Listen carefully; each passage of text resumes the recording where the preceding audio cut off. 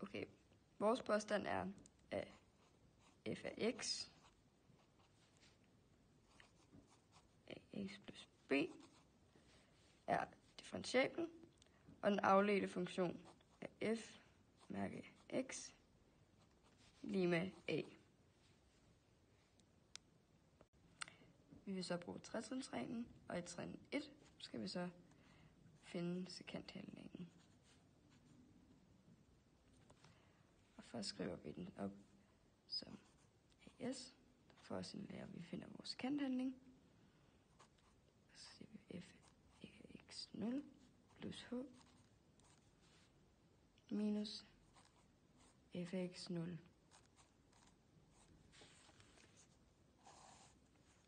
Og nedenunder skriver vi så h. Og den kan vi så omskrive til a af x0 plus h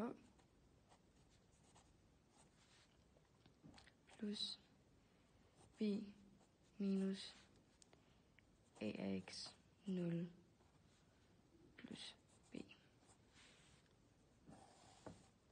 Stadig divideret med h. Og x0 plus h kommer herover fra, som hvor vi før har vi ligesom vores to x-punkter, som den første, hvor vi kalder den x0, og det andet, hvor vi kalder den x0 plus h, fordi det er det mellemrum, der er imellem x0 til x0 plus h. Og x0 plus h kommer herover fra, som hvor vi før har vi ligesom vores to x-punkter, som den første, hvor vi kalder den x0, og det andet, hvor vi kalder den x0 plus h, fordi det er det mellemrum, der er imellem x0 til x0 plus h.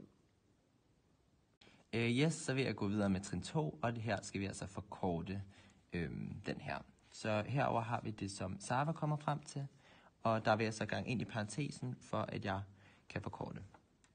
Så jeg starter med at sige ax, eller a gang x0 bliver til ax0, og så har vi plus ah plus b, og så med den anden parentes, så får vi altså minus ax0 og minus b, og det er stadig over h.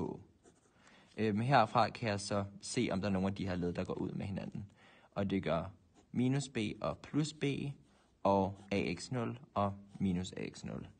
Derfra går jeg videre til, at jeg har ah, eller a gange h over h.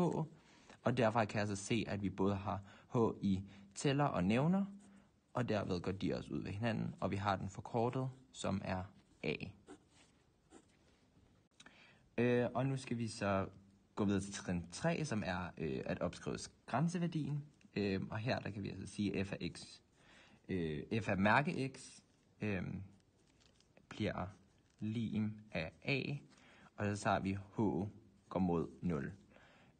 Men altså, vi har ikke nogen h i vores ligning eller funktion mere, så derfor så bliver den altså bare stadig a, da der ikke er noget, der går mod 0. Og vi har derfor bevist, at f af x er lige med ax plus b er differentiabel, og er lige med f mærke x er lige med